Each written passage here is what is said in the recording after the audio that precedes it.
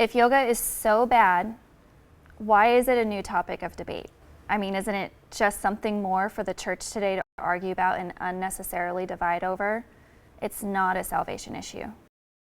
Prophets in the Bible warned about pagan worship practices. In fact, their focus, because pagan worship corrupts faith, family, and nation.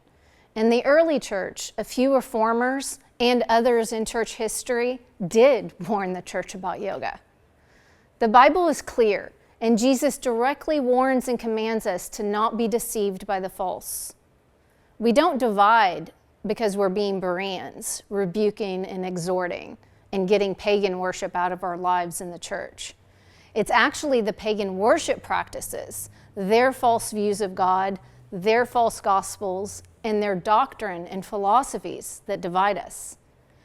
The doctrines and worship practices are linked, and they corrupt how you view God and yourself. Inevitably, in the history of the church, once the practices were let in, it was only a matter of time before the false fruit of a false gospel came forth.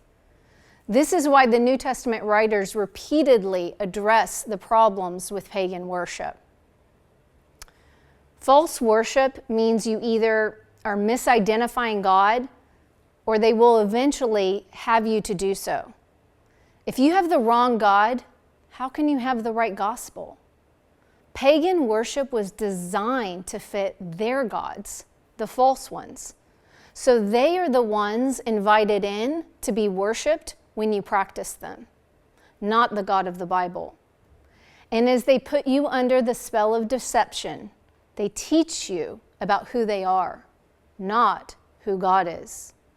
You can't accept a right gospel without knowing and having the only one that is able to give you salvation. So actually, it is a salvation issue.